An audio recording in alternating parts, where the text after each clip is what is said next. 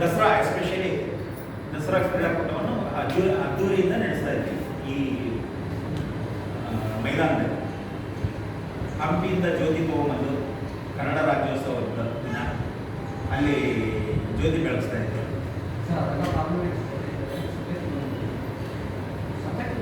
ವಿಷಯ ಏನಂದ್ರೆ ಸಬ್ಜೆಕ್ಟ್ ಏನಂದ್ರೆ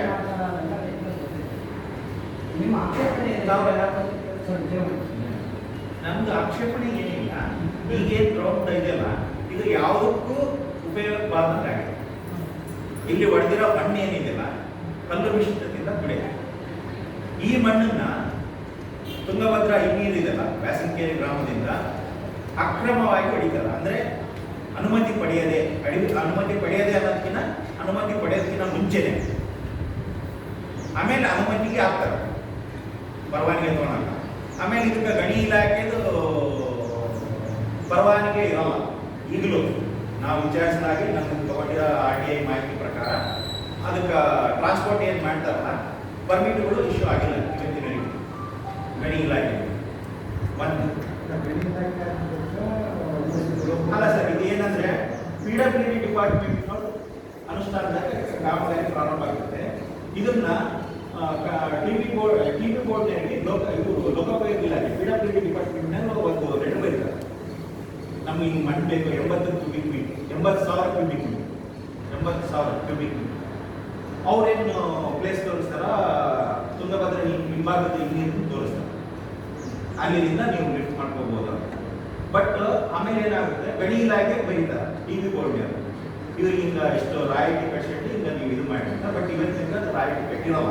ಯಾಕೆ ಕಟ್ಟಿರಲ್ಲ ಅಂದ್ರೆ ಈಗೇನು ಗುತ್ತಿಗೆದಾರ ಕಾಮಗಾರಿ ಏನು ತಗೊಂಡಿರ್ತಾನ ಅವನ್ನೇ ಬಿಲ್ಲಲ್ಲೇ ಡಿಡಕ್ಟ್ ಮಾಡ್ಬೇಕು ಅನ್ನೋದು ಅವ್ರು ತೋರಿಸಿದ್ದಾರೆ. ಕಾಮಗಾರಿ ಆದ್ಮೇಲೆ ಏನು ಬಿಲ್ ರಿಲೀಸ್ ಆಗುತ್ತಲ್ಲ ಅದರಲ್ಲೇ ಡಿಡಕ್ಟ್ ಮಾಡಬೇಕು ಅನ್ನೋದು ತೋರಿಸಿದ್ದಾರೆ. ಇದು ಯಾವುದಕ್ಕೂ ಯಾವುದೇ ಆಟ ಆಡೋದಕ್ಕೂ ನೀವು ಈಗಲೂ ಹೋಗಿ ವೀಕ್ಷಣೆ ಮಾಡ್ಬೋದು. ಅಲ್ಲಿ ಆಟ ಆಡೋಕ್ಕಾಗಲ್ಲ ಅಂತ ಕಲ್ಲು ಮಣ್ಣಿಂದ ಕೂಡಿರುತ್ತೆ. ಆಮೇಲೆ ಮುಖ್ಯವಾಗಿ ಏನಂದ್ರೆ ಈಗ ಮುಂಚೆ ನೀವು ಯಾರು ನೋಡಿದ್ದೀರಾ, 2 ಬೃಹತ್ ಮರಗಳಿತ್ತು ದೊಡ್ಡದು. ಅವನ್ನ ಹೋದ ವರ್ಷ ಅಂದ್ರೆ 2021 ಕತ್ತರಿಸ್ತಾರೆ. ಯಾಕೆ ಅಂತಂದ್ರೆ ಇದು ಮೈದಾನದೊಳಗೆ ಅಡ್ಡ ಆಗುತ್ತೆ ಅಂತ, ಕ್ರೀಡಾಂಗಣ ಮಾಡೋದು ಮೈದಾನದೊಳಗೆ ಅಡ್ಡ ಅಂತ ಮರನ್ನ ಕತ್ತರಿಸಿ 405 ಅಡಿ ಹೋದ್ರು. ನಾವು ಹೆಮ್ಮೆ ಪಡುವಂಥ ವಿಷಯನೇ. ವಿಜಯನಗರ ಜಿಲ್ಲೆ ಇದಾಗಿ ಭಾರತದ ಪ್ರಜೆಯಾಗಿ ನಮ್ದೊಂದು ದಾಖಲೆ ಆಗ್ತಕ್ಕಂದ್ರೆ ನಾನು ಹೆಮ್ಮೆ ಪಡ್ತೀನಿ. ಪ್ರತಿಯೊಬ್ಬರು ಹೆಮ್ಮೆ ಪಡುವಂಥ ವಿಷಯ. ನಮ್ದು ಏನಂದ್ರೆ centre of the ground pole ಹಾಕಬಾರ್ದಾಗಿತ್ತು ಅನ್ನೋದು. ನಾವು ಅದಕ್ಕೆ ಸಂಬಂಧಿಸಿದಂತೆ ಜಿಲ್ಲಾ ಉಸ್ತುವಾರಿ ಸಚಿವರಿಗೂ ಬರಿತೀವಿ. ಆಮೇಲೆ ಮುಖ್ಯಮಂತ್ರಿ ಅಧೀನ ಕಾರ್ಯದರ್ಶಿಗಳಿಗೂ ಬರಿತೀವಿ. ಅವರಿಂದ ಯಾವುದೂ ಉತ್ತರ ಬಂದಿಲ್ಲ. ಕೇವಲ ಮುಖ್ಯಮಂತ್ರಿಗಳ ಅಧೀನ ಕಾರ್ಯದರ್ಶಿಗಳಿಂದ ಮಾತ್ರ ಲೆಟರ್ ಬರ್ತೈತೆ. ನಾವೇನಂತ ಹೇಳ್ತೀವಿ, ಒಂದು ಮನವಿ ಪತ್ರ ಕಳಿಸ್ತೀನಿ ನಾನು ಇಂಡಿವಿಜುವಲ್ ಆಗಿ. ಆಮೇಲೆ ಕೆಲವೊಂದು ಸ್ಪೋರ್ಟ್ಸ್ ಪರ್ಸನ್ಸ್ಗಳನ್ನು ಲೆಟರ್ ಬರೀತಾರೆ. ಅದಕ್ಕೆ ರಿಪ್ಲೈ ಬಂದಿರಲ್ಲ ಇವತ್ತಿನವರೆಗೂ. ಇಲ್ಲಿ ಕಳೆದಿರೋ ಉದ್ದೇಶ ಏನಂದ್ರೆ ಇವತ್ತಿನವರೆಗೂ ಕೆಲವೊಂದು ನಮಗೆ ಮಾಹಿತಿ ಸಿಗ್ತಾ ಇದೆ. ಆಮೇಲೆ ಪ್ರತಿ ವರ್ಷನೂ ಈ 365 ದಿನನೂ ಧ್ವಜ ಹಾರಾಡುತ್ತದೆ ಅಂತ ಹೇಳಿದ್ರು. ನಿಮಗೆ ಗೊತ್ತಿದೆ, ನಿಮ್ಮ ಮಾಧ್ಯಮಗಳಲ್ಲೇ ಬಂದಿರ್ತದೆ. 365 ದಿನನೂ ಅದನ್ನು ಕೇವಲ 5 ದಿನ ಹಾರಿಸ್ತಾರೆ, ಇಳಿಸ್ತಾರೆ. ವರ್ಷದಾಗ 2 ಸರ್ತಿ ಹಾರಿಸೋದಕ್ಕೂ ಇಳಿಸೋದಕ್ಕೂ ಯಾಕೆ ಬೇಕಾಗಿತ್ತು? ಆಗಸ್ಟ್ 15 ಮತ್ತು ಜನವರಿ 26 ಅಂತ. ಆಮೇಲೆ ಈಗ ಅಲ್ಲಿ ಬೋಲ್ ಹಾಕಿರೋದ್ರಿಂದ ಯಾವುದೇ ಜಿಲ್ಲಾ ಮಟ್ಟದಾಗಲಿ ರಾಜ್ಯ ಮಟ್ಟದಾಗಲಿ ಕ್ರೀಡಾ ಆಡೋಕ್ಕಾಗಲ್ಲ. ಕ್ರಿಕೆಟ್ ಆಗಲಿ ಫುಟ್ಬಾಲ್ ಆಗಲಿ ಸೆಂಟರ್ ಆಫ್ ದಿ ಬೋಲ್ ಇರೋದ್ರಿಂದ ಮುಂಚೆ ಇದ್ದ ಕಟ್ಟಿಗಳನ್ನೇ ತೊಂದರೆ ಆಗ್ತಾ ಇತ್ತು ಕ್ರಿಕೆಟ್ ಆಡೋದು. Pitch measurement, cricket pitch measurement ಪ್ರಕಾರ ಆನಂದ್ ಅಂತೇಳಿ ಯಾರಂದ್ರೆಗಿನ ಅವ್ರ ಫ್ರೆಂಡ್ ಅವ್ರಿಗೆ ಇನ್ವೈಟ್ ಮಾಡಿದ್ರು ಬರ್ರಿ ಅಂತ. ಹೌದೌದು ಹೌದು ಓಕೆ. ಅವರು ಸ್ಪೋರ್ಟ್ಸ್ ಪರ್ಸನ್. ಮುಖ್ಯವಾಗಿ ಅವಕಾಶ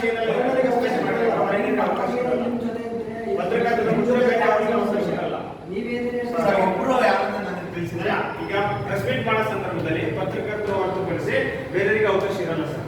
ಸೊ ಹಾಗಾಗಿ ನಾವು ಕೇಳಿರುವಂಥದ್ದು ಗೊತ್ತಿಲ್ಲ.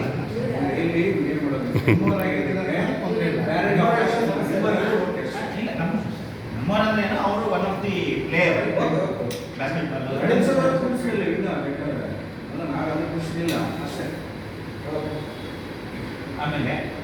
ಇಲ್ಲಿ ಬ್ಯಾಸ್ಕೆಟ್ಬಾಲ್ ಕ್ರೀಡಾಂಗಣನ ನಿರ್ಮಿಸಿರ್ತಾರೆ.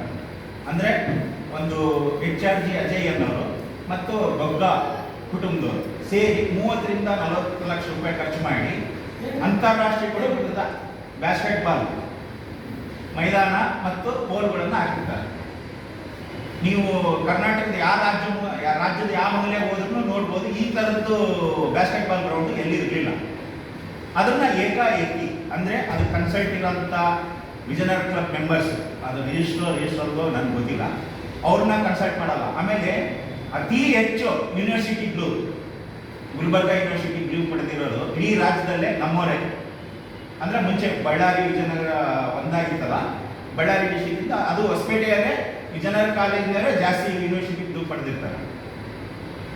ಅಂಥದನ್ನ ಕಿತ್ತಾಕಿದ್ದಾರೆ. ಯಾವಾಗಲೂ ಯಾವುದೇ ಒಂದು ಕಾಮಗಾರಿ ಮಾಡಬೇಕಂದ್ರೆ ಫಸ್ಟ್ ಹೊಸದನ್ನು ನಿರ್ಮಿಸಿ ಹಳೆಯದನ್ನು ಕೇಳುತ್ತಾರೆ. ಇಲ್ಲಿ ಉಲ್ಟಾಗಿದೆ ಅಷ್ಟೇ. ಆಮೇಲೆ ಇದು ವಿವಾದಾತ್ಮಕವಾಗಿಯೇ ನಡೆದಿದೆ ಕಾಮಗಾರಿ. ತಮಗೆಲ್ಲ ಗೊತ್ತಿರುವ ಹಾಗೆ ತಾವೇ ವರದಿ ಮಾಡಿದ ಪ್ರಕಾರ ವಿವಾದಾತ್ಮಕವಾಗಿ ಆಗಿದೆ. ಯಾವನು ಇದು ಯಾವ ಇಲಾಖೆಯಿಂದ ಅನುಷ್ಠಾನ ಆಗೈತೆ, ಯಾವ ಇಲಾಖೆ ಫಂಡ್, ಆಮೇಲೆ ಇದು ಟೆಂಡರ್ ಕರೆದವರು ಇಲ್ಲ ಅನ್ನೋದು ಇವತ್ತಿನವರೆಗೂ ನಿಗೋಡ ಇದೆ ಕೆಲವೊಂದು. ಅದು ತಮಗೂ ಗೊತ್ತು, ಎಲ್ಲರಿಗೂ ಗೊತ್ತಿರೋಂಥ ವಿಷಯ. ಇಲ್ಲಿ ಮುಖ್ಯವಾಗಿ ಗ್ರೌಂಡಿಂಗ್ ಬಗ್ಗೆ ಮಾತಾಡ್ಬೇಕಂದ್ರೆ ಇಷ್ಟೆಲ್ಲ ಅನಾನುಕೂಲತೆಗಳು ಅದಾವೆ. ಆಮೇಲೆ ಈ ಬ್ಯಾಸ್ಕೆಟ್ಬಾಲ್ ಗ್ರೌಂಡ್ನಾಗೆ ಅಂತಾರಾಷ್ಟ್ರೀಯ ದಕ್ಷಿಣ ಏಷ್ಯಾ ಮಟ್ಟದ ಪಂದ್ಯಾವಳಿಯನ್ನು ಆಯೋಜಿಸ್ತಾರೆ, ಯಶಸ್ವಿಯಾಗಿ ಮಾಡ್ತಾರೆ. ಆಮೇಲೆ ಪ್ರತಿ ವರ್ಷನೂ ನಿಮ್ಗೆ ಗೊತ್ತಿರೋ ಹಾಗೆ ಪ್ರತಿ ವರ್ಷನೂ ಪ್ರತಿಯೊಂದು ಟೂರ್ನಮೆಂಟ್ಗಳನ್ನು ಮಾಡ್ತಾರೆ. ಈಗ ಅದು ನಿಂತ್ಕೊಳ್ಬಿಡ್ತದೆ ಹೊಸ ಗ್ರೌಂಡ್ ಆಗೋವರೆಗೆ. ಆಮೇಲೆ ಮೊನ್ನೆ ಪತ್ರಿಕಾಗೋಷ್ಠಿಯಲ್ಲಿ ಹೇಳಿದಂಗೆ 35 ಎಕರೆ ಜಾಗ ಅಲ್ಲಿ ಒಳಾಂಗಣ ಕ್ರೀಡಾಂಗಣ ಮಾಡ್ತೀವಿ ಅಂತ ಹೇಳಿದಾರೆ. ಅಲ್ಲಿ ಒಳಾಂಗಣ ಕ್ರೀಡಾಂಗಣದಲ್ಲಿ ಕ್ರಿಕೆಟ್ ಆಡೋಕ್ಕಾಗಲ್ಲ. ಕ್ರಿಕೆಟ್ ಏನಿದ್ರು ಹೊರಾಂಗಣ ಕ್ರೀಡಾಂಗಣದಲ್ಲಿ ಆಡ, ಓನ್ಲಿ ಒಳಾಂಗಣ ಕ್ರೀಡಾಂಗಣ ಅಂತ ಆಡೋಂಥ ವ್ಯವಸ್ಥೆ ಇರೋದು ಆಸ್ಟ್ರೇಲಿಯಾದಲ್ಲಿ ಮಾತ್ರ, ಆಸ್ಟ್ರೇಲಿಯಾ ದೇಶದಲ್ಲಿ ಮಾತ್ರ ಇರೋದಿಲ್ಲ. ಇದು ಒಂದು ಪಾರ್ಟ್ ಗ್ರೌಂಡಿಂಗ್ ಆಯ್ತಂದ್ರೆ. ಧ್ವಜಸ್ತಂಭದ ಬಗ್ಗೆ ಮಾತ್ರ ಇನ್ನೂ ತುಂಬಾ ಇದೆ. ಮತ್ತೆ ಸಾರಿನ ಇಲ್ಲ ನಮಗೆಲ್ಲ ಗೊತ್ತಿದೆ ಅಂತ ಹೇಳಿದ್ರೆ ಕ್ರೀಡಾಕೂಟ ಆಯೋಜನೆ ಮಾಡೋದು, ಜ್ಯೋತಿ ತರೋದು ಅದೆಲ್ಲ ಸಂಪ್ರದಾಯ ಎಲ್ಲ ಕಡೆ ಇರ್ತದೆ ಸರ್. ಇಲ್ಲಷ್ಟೇ ನಿಮ್ಗೆ ಹೋಗೈತೆ ಅಂತ ಹೇಳ್ತೀನಿ. ಯಾರು ನಿಮಗೆ ಏನು ಹೇಳ್ತಾ ಹೇಳಿ ಆಮೇಲೆ ಸಬ್ಜೆಕ್ಟ್ ಆರೋಪ ಏನಿಲ್ಲ, ಸಲಹೆ ಅಷ್ಟೇ. ಈಗ ಎಲ್ಲಿ ಮಾಡ್ತಿದಾರ ಇವತ್ತು ನಿಮಗೂ ಗೊತ್ತಿರಂಗೆ ದಸರಾ ಸ್ಪೋರ್ಟ್ಸ್ ನ್ಯಾಷನಲ್ ಮೈದಾನದಲ್ಲಿ ಮಾಡ್ತಾರೆ. ಅದು ಇನ್ಕನ್ವಿನಿಯಂಟ್, ಹೌದ್ರಾ? ಇನ್ಕನ್ವಿನಿಯಂಟ್. ಇಲ್ಲಿ ಇರೋಂಥ ವ್ಯವಸ್ಥೆ ಅಲ್ಲಿ ಇಲ್ಲ. ಇದು ಎಲ್ಲ ಅಕ್ಕಪಕ್ಕ ಶಾಲಾ ಕಾಲೇಜುಗಳು ತುಂಬ ಇವೆ ಈ ಗ್ರೌಂಡ್ ಪಕ್ಕ.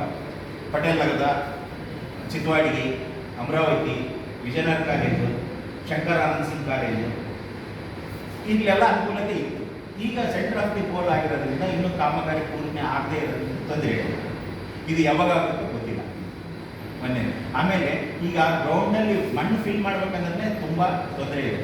ನಾನು ತಿಳಿದುಪಟ್ಟ ಪ್ರಕಾರ ನಾನು ಕೇಳಿರೋ ಕೆಲವು ಮಾಹಿತಿಗಾರರಿಂದ ಆ ಮಣ್ಣು ಗುಣಮಟ್ಟ ಇಲ್ಲ ಅಂತ ಹೇಳ್ತಾರೆ.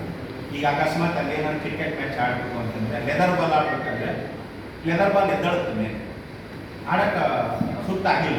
ಇದು ಆಗೋದು. ನಂತರ ಈಗ 405 ಅಡಿ ಧ್ವಜಸ್ತಂಭ ಇತ್ತು. ನಾವೆಲ್ಲರೂ ಹೆಮ್ಮೆ ಪಡೋಂಥ ವಿಷಯನೇ ಇದು 405. ಅದು ನಮ್ಮ ವಿಜಯನಗರ ಜಿಲ್ಲೆಯಲ್ಲಿ, ಅದು ಹೊಸಪೇಟೆಯಲ್ಲಿ, ಅದು ನಗರದ ಮಧ್ಯಭಾಗದಲ್ಲಿ ಆಗ್ತದೆ. ನಮ್ಮ ಹೆಮ್ಮೆ ಪಡೋಂಥ ವಿಷಯ. ಆ ಪೋಲ್ನ ಸೆಂಟ್ರ್ ಹಾಕೋ ಬದಲು ಯಾವುದನ್ನ ಒಂದು ಬದಿಯಲ್ಲಿ, ಅಂದರೆ ಮುಂಚೆ ಇಂದಿರಾ ಗಾಂಧಿ ಕಟ್ಟೆ ಅಂತ ಇತ್ತಲ್ಲ, ಅಲ್ಲಿ ಮಾಡ್ಬೋದಾಗಿತ್ತು. ಇಲ್ಲ ಈ ಕಡೆ ಈ ಸೈಡ್ ಆದರೂ ಮಾಡ್ಬೋದಾಗಿತ್ತು. ಅದು ಸೆಂಟ್ರ್ ಆಗಿರೋದ್ರಿಂದ ಎಲ್ಲದಕ್ಕೂ ಅನುಕೂಲ ಆಗ್ತಾ ಇದೆ. ಆಮೇಲೆ ಪ್ರತಿ ವೀಕೆಂಡ್ ಶನಿವಾರ ಮತ್ತು ಭಾನುವಾರ ಹೇಳದಂಗೆ ವಿಜಯನಗರ ಸಾಂಸ್ಕೃತಿಕ ವೈಭವ ಅಂತ ಕಾರ್ಯಕ್ರಮ ಮಾಡ್ತೀವಿ. ಪ್ರವಾಸಿಗರು ಬರ್ತಾರ, ಅವರಿಗೆ ಆಸನ ವ್ಯವಸ್ಥೆ ಮಾಡ್ತೀವಿ, ನಮ್ಮ ವಿಜಯನಗರ ವೈಭವವನ್ನು ಪ್ರಚುರಪಡಿಸ್ತೀವಿ ಅಂತ ಹೇಳಿದೆ. ಅದಾಗಲಿ ಸಂತೋಷ. ಬಟ್ ಅಲ್ಲಿ ಮಾಡೋದ್ರಿಂದ ವಾಕಿಂಗ್ ಮಾಡೋರಿಗೆ ಆಗಲಿ, ಆಮೇಲೆ ಸಣ್ಣ ಪುಟ್ಟ ಆಟಗಳು ಆಡೋರಿಗೆ ಆಗಲಿ ಎಲ್ಲರಿಗೂ ತೊಂದರೆ ಆಗುತ್ತೆ, ಡಿಸ್ಟರ್ಬೆನ್ಸ್ ಆಗುತ್ತೆ ಬರೋರಿಗೆ ಹೋಗೋರಿಗೆ. ಆಮೇಲೆ ಅಲ್ಲಿ ಅಕ್ಕಪಕ್ಕದಲ್ಲಿ ಸೂಕ್ತವಾದ ಪಾರ್ಕಿಂಗ್ ವ್ಯವಸ್ಥೆ ಸಿಗಲ್ಲ ಪ್ರವಾಸಿಗರಿಗೆ. ಇದು ಇನ್ಕನ್ವೀನಿಯೆಂಟ್ ಇದಾವೆ. ಆಮೇಲೆ ಈಗ 405 ಧ್ವಜಸ್ತಂಭ ನಿಮ್ಮ ಪತ್ರಿಕೆಯಲ್ಲಿ ಬಂದಂಗೆ ಬಜಾಜ್ ಕಂಪ್ನಿಯಲ್ಲಿ ನೀಡ್ತಾರೆ. ಬಜಾಜ್ ಕಂಪ್ನಿಯವ್ರ ಸ್ಥಾಪಿಸಿರೋಂಥ ಪೂನಾದಲ್ಲಿ 350 ಅಡಿದು ಮಾಡ್ತಾರೆ. ಅದು ಈ ಆಜಾದಿ ಕಾ ಅಮೃತ ಮಹೋತ್ಸವದ ಸಂದರ್ಭದಲ್ಲಿ ಅದು ಫ್ಲಾಗ್ ಹಾಸ್ಟಿಂಗ್ ಮಾಡೋದು ಬಿಕಾಸ್ ಆಫ್ ಟೆಕ್ನಿಕಲ್ ಪ್ರಾಬ್ಲಮ್. ಅವರೇ ರಾಷ್ಟ್ರದಲ್ಲಿ ಅತಿ ಹೆಚ್ಚು ಧ್ವಜಸ್ತಂಭಗಳನ್ನು ನಿರ್ಮಿಸಿರೋದು ಬಜಾಜ್ನವರು. ನಿಮಗೆ ಗೊತ್ತಿರಾಗೆ ಇಲ್ಲಿ ಎಷ್ಟು ತೊಂದರೆ ಆಯಿತು. ರಾತ್ರಿ ನಾವೆಲ್ಲ ಆಸೆ ಪಟ್ಟಿದ್ವಿ. ಏನಂತ ಆಸೆ ಪಟ್ಟಿದ್ವಿ? ಬೆಳಿಗ್ಗೆ 9 ಗಂಟೆಗೆ ಫ್ಲಾಗ್ ಹಾಸ್ಟಿಂಗ್ ಆಗ್ತದೆ, ಧ್ವಜಾರೋಹಣ ಆಗ್ತದೆ, ನಾವು ಭಾಗಿಯಾಗ್ತೀವಿ, ನಾವು ರೆಕಾರ್ಡ್ ಹೋಲ್ಡರ್ ಆಗ್ತೀವಿ ಅಂತ. ರೆಕಾರ್ಡ್ ಹೋಲ್ಡರ್ ಆಯಿತು, ಬಟ್ ಅದು ನಾವು ಕಣ್ಣಾರೆ ನೋಡ್ಲಾರ್ದಂಗೆ ಆಯಿತು. ಅದು ಧ್ವಜ ಫ್ಲಾಗ್ ಹಾಸ್ಟಿಂಗ್ ಹೆಂಗೆ ಮಾಡ್ತಾರ ಏನು ಇದಾಯಿತು. ಏನಂದರೆ ಯಾವುದೇ ಮಾಡೋದಿದ್ರು ತಯಾರಿ ಇಲ್ಲದೇ ಮಾಡಿಲ್ಲ ಅಷ್ಟೇ. ಇದು ನಮ್ಮ ಉದ್ದೇಶ. ಈಗ ಸ್ಪೋರ್ಟ್ಸ್ಗೆ ಅನಾನುಕೂಲ ಆಗೋದ್ರಿಂದ ಅದಕ್ಕೆ ಆಲ್ಟರ್ನೇಟ್ ವ್ಯವಸ್ಥೆ ಬೇಕು. ಈಗ ಆಗಿರೋ ಕಳಪೆ ಕಾಮಗಾರಿನ ಸಂಬಂಧಪಟ್ಟ ಅಧಿಕಾರಿಗಳಿಗೆ ನಾವು ಮಾಹಿತಿ ಕಲೆ ಹಾಕ್ತಾ ಇದ್ದೀವಿ. ಇನ್ನೂ ಮಾಹಿತಿಗಳು ಕೆಲವೊಂದು ಸಿಗ್ತಾ ಇಲ್ಲ. ಇದು ನಮ್ಗೆ ಮಣ್ಣು ನೋಡ್ತಿರೋದು. ಆಮೇಲೆ ಈ ಕಾಂಪೌಂಡ್ ಏನು ಕಟ್ತದಲ್ಲ ಸರ್, ಕಾಂಪೌಂಡ್ ಕಟ್ತಾ ಇರೋದು ಹಳೇ ಯೋಜನಾ ಸಬಲೀಕರಣ ಇಲಾಖೆ ಕಚೇರಿ ಇತ್ತು ಮತ್ತು ಕಟ್ಟೆಗಳು ಏನಿತ್ತಲ್ಲ ಅವನ್ನ ನಗರಸಭೆ ಅನುಮತಿ ಇಲ್ಲದೇ ಹೊಡಿತಾರೆ. ಇವತ್ತಿನವರೆಗೂ ಅದಕ್ಕೆ ಅನುಮೋದನೆ ಇದಾಗಿರೋಲ್ಲ, ನಗರಸಭೆಯಿಂದ ಅಪ್ರೂವಲ್ ತಗೊಂಡಿರೋಲ್ಲ. ನೀವು ತಾವು ನೆಕ್ಸ್ಟ್ ಮಾಡ್ಬೋದು ಸರ್. ಅಂದ್ರೆ ಬರೀ ಕಲ್ಲುಗಳಿದಾವೆ. ಅಂದ್ರೆ ಮಣ್ಣಲ್ಲ ಸರ್, ಕಲ್ಲು ಮಿಶ್ರಿತ ಅಂತ. ನಾನು ಒಬ್ಬ ಆಟಗಾರನಾಗಿ ನಾನು ಅದನ್ನ ಪ್ರಮಾಣೀಕರಿಸ್ತೀನಿ.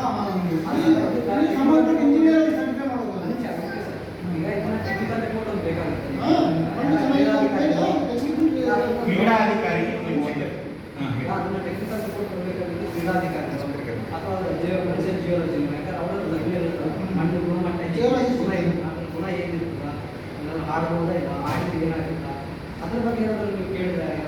ಇವತ್ತಿನವರೆಗೆ ಅದ್ರ ಬಗ್ಗೆ ಮಾಹಿತಿ ಹೌದು ಹೌದು ನಮ್ಮದು ಕಾಪಿ ಸರ್. ಇಲ್ಲ, ನಾನು ಒಬ್ಬ ಸ್ಪೋರ್ಟ್ಸ್ ಪರ್ಸನ್ ಆಗಿ ಸಣ್ಣನಿದ್ದಾಗಿಂದ ಅಲ್ಲಲ್ಲ ಹೇಳ್ತೀನಿ, ನೀವು ಕೇಳ್ತಿದ್ದೀರಲ್ಲ, ನನಗೆ ಅನುಭವ ಐತಿ. ನಾನು ಒಬ್ಬ ಟೆಕ್ನಿಕಲ್ ಆಫೀಸರ್ ಬಂದಿದ್ದು ಆಡಕ್ಕೆ ಸೂಕ್ತ ಐತೆ ಇಲ್ಲ ಅಂದ್ರೆ ನಾನು ಅವ್ರ ಹತ್ರ ತಿಳ್ಕೊಳ್ಳೋಷ್ಟು ಅವ್ರಿಗೆ ಹೇಳೋಷ್ಟು ನನಗೆ ಇದೀವಿ. ಅಲ್ಲ ಈಗ ಸರ್ ಒಂದು ಇಲ್ಲಿ ಯಾವುದನ್ನು ನಾನು ಸಿಂಪಲ್ ಆಗಿ ಹೇಳ್ಬಿಡ್ತೀನಿ. ಟೆಕ್ನಿಕಲಿ ಹೇಳ್ಬೇಕಂದ್ರೆ ಅವ್ರು ಟೆಕ್ನಿಕಲಿ ಯಾವ್ದು ತಗೊಂಡೇ ಇಲ್ಲ ಯಾರಿಂದ. ಈಗ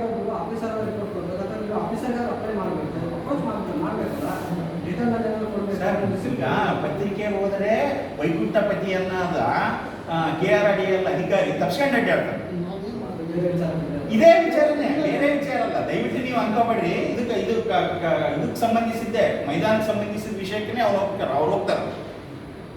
ಯಾರೋ ಒಂದು ಪತ್ರಿಕೆಯವರು ಅವ್ರು ಹೋದ್ರೆ ಬರ್ತೀನಿ ಸರ್ ಅಂತಂತೇಳಿ ಸಾಯಂಕಾಲವರೆಗೆ ಬರಲ್ಲ. ಮತ್ತೆ ಅವ್ರು ಕಂಪ್ಲೇಂಟ್ ಮಾಡ್ತಾರೆ ADC.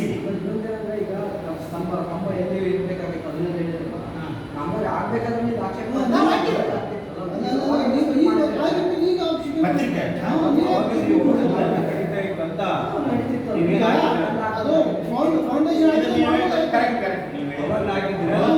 ಎಲ್ಲ ನಿಗೋಡ ನಡೆದಿದೆ. ಇಲ್ಲ ಇಲ್ಲ ನಿಗೋಡವಾಗಿ ಆಯ್ತು, ನಿಗೋಡವಾಗಿ ಅಲ್ಲ, ನೀವು ಕೇಳ್ತಿರೋದು ನಿಜ. ನಾವು ಪ್ರಯತ್ನ ಪಟ್ಟಿವಿ. ಅದಕ್ಕೆ ಶಾಸಕರಿಗೆ ಲೆಟರ್ ಬರ್ತೀವಿ, ಜಿಲ್ಲಾ ಉಸ್ತುವಾರಿ ಸಚಿವರಿಗೆ ಲೆಟರ್ ಬರ್ತೀವಿ. ಇದು ಗ್ರೌಂಡಿಗೆ ಅಡ್ಡ ಆಗುತ್ತೆ ಅಂತ ಬರ್ತಿದ್ವಿ. ಈವನ್ ಚೀಫ್ ಸೆಕ್ರೆಟರಿಗೂ ಕಳಿಸಿದ್ವಿ. ಕಾಮಗಾರಿ ನಿಲ್ಸಂತನೂ ಬರ್ತಿದ್ದೀವಿ ನಾವು.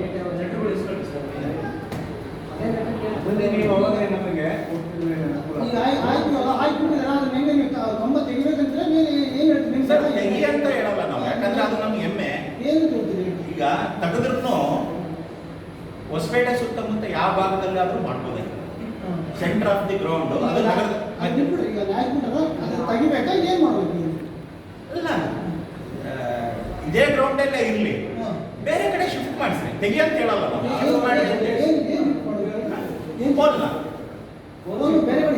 ಹೌದು, ಅಂದ್ರೆ ಇಲ್ಲಿ ಸರಿಯಾದ ಬಳಕೆ ಮಾಡಬಹುದು ಅಷ್ಟೇ.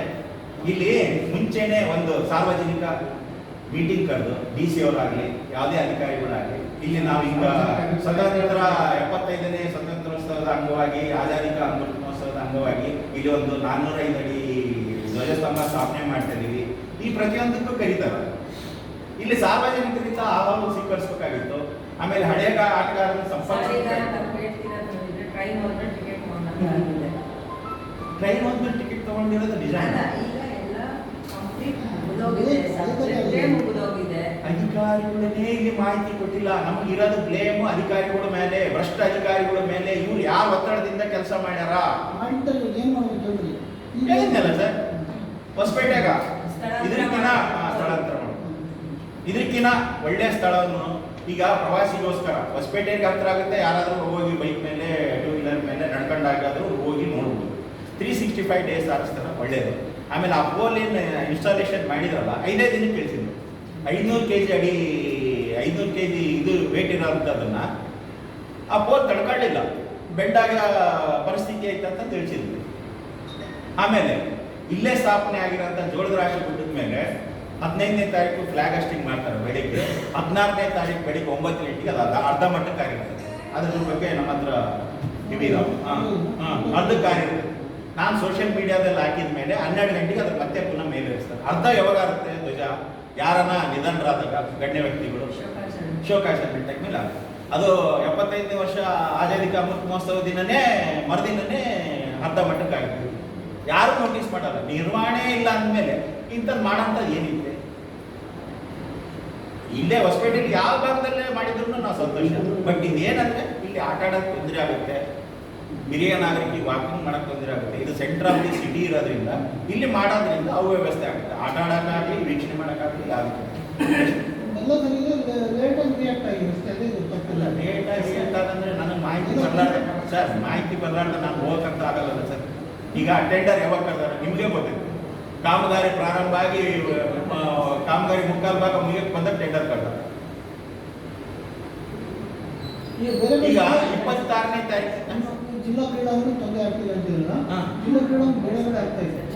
ಅದು ಎಷ್ಟು ವರ್ಷ ಆಗುತ್ತೆ ಸರ್? ಅಲ್ಲಿವರೆಗೆ ಒಂದು ಸಂತತಿನೇ ಹಾಳಾಗ್ಬಿಡುತ್ತಲ್ಲ. ಸಂತತಿ ಹೆಂಗ್ ಹಾಳಾಗ್ತದೆ ಅಂದ್ರೆ ಗೊತ್ತಾ, ಹೊರಗೆ ಬಂದು ಆಟ ಆಡೋದು ಕಷ್ಟ ಐತಿ. ಹುಡುಗರು ಮೊಬೈಲ್ನಾಗೆ ಆಟ ಆಡಂಗೆ ಆಗ್ಬಿಟ್ಟಾರ. ಹುಡುಗರು ದೈಹಿಕವಾಗಿನೂ ಕ್ಷೀಣಿಸ್ತಾರ. ಇರೋ ಅಂತ ಒಂದು ಗ್ರೌಂಡನ್ನು ಹಾಳು ಮಾಡ್ಕೊಂಡಿವಲ್ಲ ಅಂತ ಅಷ್ಟೇ ಉದ್ದೇಶ. ನಮಗೆ ಆಸ್ ಎ ಸ್ಪೋರ್ಟ್ಸ್ ಪರ್ಸನ್ ಆಗಿ ಸ್ವಲ್ಪ ಸೋಷಿಯಲ್ ಅವೇರ್ನೆಸ್ ಇರೋಂಥವನ್ನಾಗಿ ನಾನು ಪತ್ರಿಕಾಗೋಷ್ಠಿ ಕರೆದಿರೋದು ಇದು. ಈ ಉದ್ದೇಶ ಬಿಟ್ಟು ಮತ್ತೆ ಯಾವುದಿಲ್ಲ. ಇಲ್ಲಿ ಅಧಿಕಾರಿಗಳು ಈವನ್ ಜಿಲ್ಲಾಧಿಕಾರಿಗಳನ್ನು ರಿಯಾಕ್ಟ್ ಮಾಡ್ತಾರೋ ಪಕ್ಕ ಕಾಮಗಾರಿ ನಡೆಯಕತ್ತಿದೆ, ಅದ್ರ ಬಗ್ಗೆ ನನಗೆ ಮಾಹಿತಿ ಇಲ್ಲ.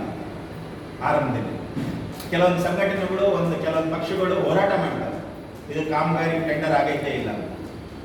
ಅವ್ರಿಗೆ ಏನು ಇವತ್ತೇ ಮಾಹಿತಿ ಸಿಕ್ಕತ್ತೆ ಇಲ್ಲ ಗೊತ್ತಿಲ್ಲ.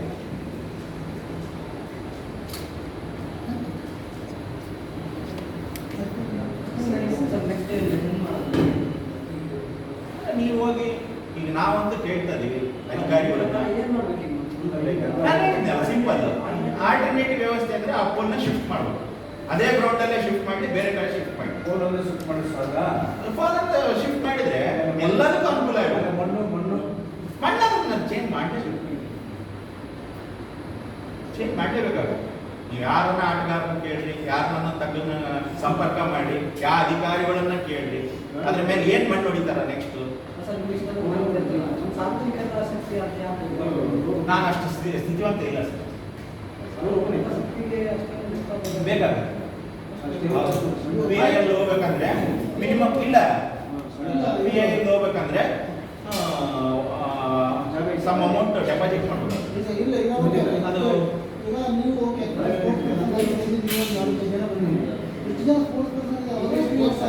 ಯಾರು ಬಂದು ಬರೋಕ್ಕೆ ರೆಡಿ ಇಲ್ಲ ಸರ್. ಗೊತ್ತಿಲ್ಲ ಸರ್, ಗೊತ್ತಿಲ್ಲ.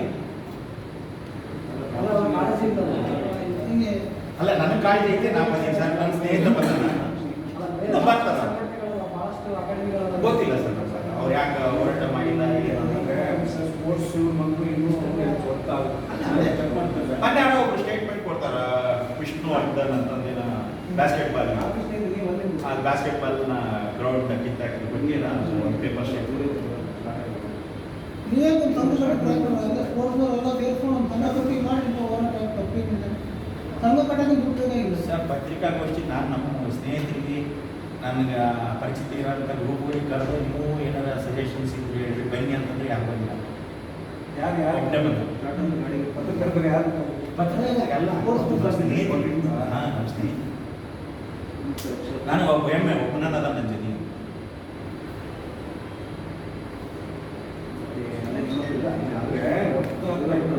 ಭಾಳ ಜನ ಇರೋಲ್ಲ ಸ್ಪೋರ್ಟ್ಸ್ ಅಲ್ಲ ಯಾರು ಅದೇ ನಾನು ಹೇಳಿದ್ದು ಅವರೆಲ್ಲ ಇದು ಒಟ್ಟಿಗೆ ಯಾರು ಬರಕ್ಕೆ ರೆಡಿ ಇಲ್ಲ, ಅದು ಏನು ಕಾರಣ ಗೊತ್ತಿಲ್ಲ. ನಿಮಗೆ ಗೊತ್ತೋ ಏನೋ ನಮಗೂ ಗೊತ್ತಿಲ್ಲ. ಇದು ನನ್ನ ಪ್ರಥಮ ಪತ್ರಿಕಾಗೋಷ್ಠಿ. ಏನಾರ ತಪ್ಪು ಮಾತಾಡಿದ್ರೆ ಅಥವಾ ಅತಿರೇಕವಾಗಿ ಮಾತಾಡಿದ್ರೆ ದಯವಿಟ್ಟು ಕ್ಷಮಿಸಿ. ಅಲ್ಲಲ್ಲ ನನಗೆ ಗೊತ್ತಿಲ್ಲ ಹೆಂಗೆ ಅಲ್ಲಲ್ಲ ಹೆಂಗೆ ನಾನು ಪ್ರೆಸ್ ಮೀಟ್ ಮಾಡ್ಬೇಕು ಅನ್ನೋದು ನನಗೆ ಗೊತ್ತಿಲ್ಲ. ದಯವಿಟ್ಟು ನಾನು ಬಂದು ಕುದುರ್ತಿದ್ದೆ ಬೇರೆ ಮಾಡ್ಬೇಕು ಜೊತೆಗೆ. ನಮ್ದು ಒಂದೇ ಒಂದು ಸರ್, ಈ ತಾಲೂಕು ಈ ವಿಜಯನಗರ ಜಿಲ್ಲೆ ಹೆಮ್ಮೆ ಪಡಂತ ನಾವು ಅದಕ್ಕೆ ತಕ್ಕಂತೆ ಅಧಿಕಾರಿಗಳು ಇಲ್ಲಿ ಬರ್ಬೇಕು. ದಷ್ಟ ಅಧಿಕಾರಿಗಳು ಬರ್ಬೇಕು, ಭ್ರಷ್ಟ ಅಧಿಕಾರಿಗಳು ತೊಲಗಬೇಕು, ದಷ್ಟ ಅಧಿಕಾರಿಗಳು ಬರ್ಬೇಕು. ನಂದು ಒಂದೇ ಒಂದು ಧ್ಯೇಯ, ನಂದು ಏನಿದ್ರು ಅಧಿಕಾರಿಗಳ ಮೇಲೆ ಇಲಾಖೆಗಳ ಮೇಲೆ. ಇದು ಆರಂಭ ಮಾಡೀನಿ. ನೆಕ್ಸ್ಟ್ ಯಾವ್ಯಾವ ಇಲಾಖೆಗಳು ಏನೇನು ತೆಗಿಬೇಕು ತೆಗಿ. ಇಲ್ಲೆಲ್ಲ ಭ್ರಷ್ಟ ಅಧಿಕಾರಿಗಳೇ ತುಂಬಿಡ್ತಾರೆ ಆಲ್ಮೋಸ್ಟ್. ನಿಮ್ಗೂ ಆಲ್ರೆಡಿ ಗೊತ್ತಿದೆ ಅದ್ರ ಬಗ್ಗೆ.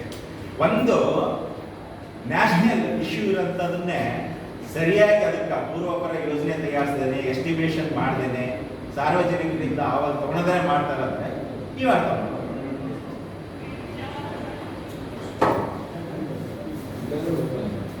ಈಗ ನಾವು ನಮ್ಮದು ನೀವು ಯಾವ ಥರ ಇದ್ದೀವಿ ಆರ್ಟಿಐ ಕಾರ್ಯಕರ್ತ ಇಲ್ಲ ಆರ್ಟಿಐ ಅಂತಲ್ಲ, ಅದು ನನ್ನ ಸಪ್ರೇಟ್ ಅಂತ. ನಾನು ಆ್ಯಸ್ ಯೂಶುವಲ್ ಸ್ಪೋರ್ಟ್ಸ್ ಪರ್ಸನ್ ಆಗಿ ಸಾಮಾಜಿಕ ಕಾರ್ಯಕರ್ತ. ಸಾಮಾಜಿಕ ಕಾರ್ಯಕರ್ತ ಅದೇ ತೆಗೆದು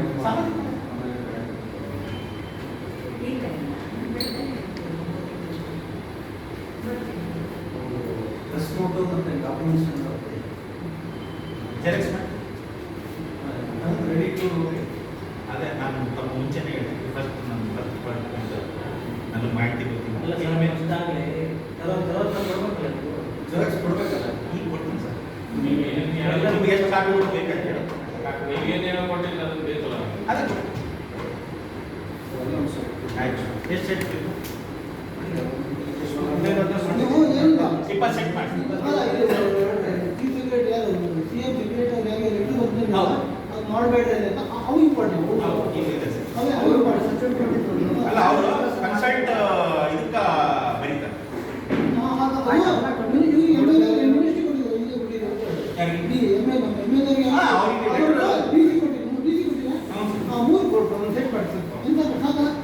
ಇದು ಜಿಲ್ಲಾಧಿಕಾರಿಗಳು.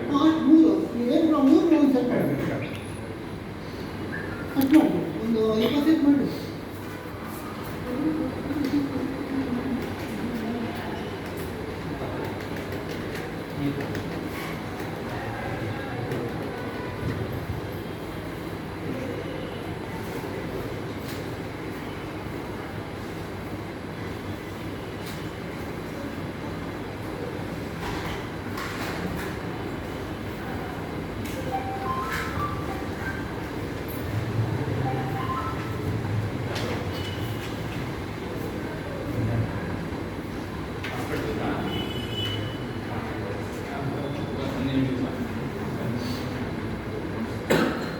ಕ್ರೀಡಾಪಟುಗಳನ್ನು ಒಂದು ಮಂದಿ ಕಳಿಸ್ತಾರೆ. ಅದೆಲ್ಲ ಸೆಟ್ ಮಾಡಿ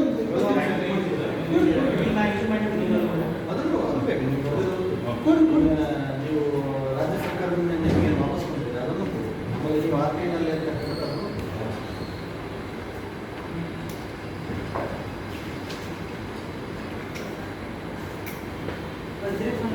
ಆಯ್ತು. 20 ಸೆಟ್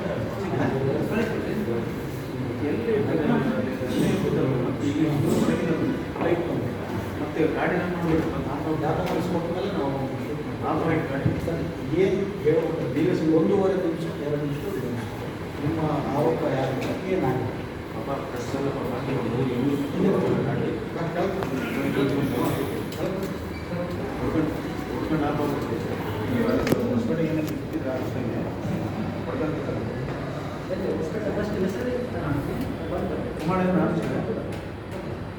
ನಾನು KV ಹಿರೇಮಠ ಸಾಮಾಜಿಕ ಕಾರ್ಯಕರ್ತ ಮತ್ತು ಅದರಲ್ಲೂ ಮುಖ್ಯವಾಗಿ ಚಿಕ್ಕವನಿಂದ ಕ್ರೀಡಾಪಟುವಾಗಿ ಬೆಳೆದಿದ್ದೇನೆ. ಇದೇ ಮೈದಾನದಲ್ಲಿ. ಈ ಮೈದಾನ ಕಳಪೆ ಕಾಮಗಾರಿಯಿಂದ ಕೂಡಿದೆ. ಅಲ್ಲಿ ಬಳಸಿರೋ ಮಣ್ಣು ಕಲ್ಲು ಮಿಶ್ರಿತದಿಂದ ಕೂಡಿದೆ. ಯಾವುದೇ ಆಟ ಆಡೋದು ಅಲ್ಲಿ ಸಾಧ್ಯವಾಗೋದಿಲ್ಲ. ಈಗ ಬೇರೆ ಕಡೆ ಸ್ಟೇಡಿಯಂ ಮಾಡೋದ್ರಿಂದ ಅಲ್ಲಿ ಹೋಗಿ ದೂರದಲ್ಲಿ ಆಟ ಆಡೋಕ್ಕಾಗಲ್ಲ. ಅದರಲ್ಲೂ ಮುಖ್ಯವಾಗಿ ಆ ಸ್ಟೇಡಿಯಂ ಕ್ರೀಡಾಂಗಣ ಆಗಬೇಕಂದ್ರೆ ಸುಮಾರು ವರ್ಷಗಳ ಕಾಲ ತಗೊಳ್ಳುತ್ತೆ.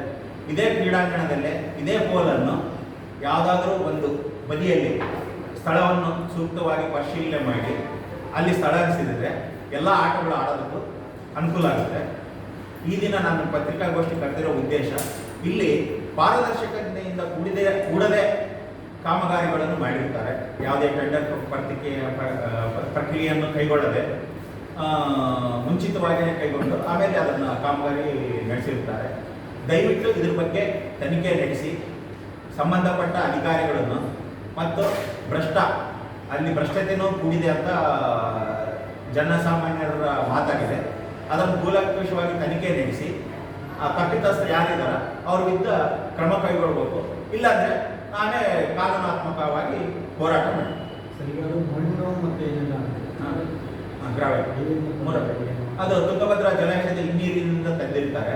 ಅಲ್ಲಿ ಹೂಳು ಎತ್ತಕ್ಕಂಥದ್ದು ಏನು ಇದು ಮಾಡ್ತಾರಲ್ಲ, ಅದು ಹೂಳೂ ಅಲ್ಲ, ಅಲ್ಲಿ ಶೇಖರಣೆ ಆಗಿರೋಂಥದ್ದು ಹೂಳು ಅಂದರೆ ಮಿಡ್ಲ್ ಆಫ್ ದಿ ರಿವರಲ್ಲಿ ಬರುತ್ತೆ ಹೂಳು.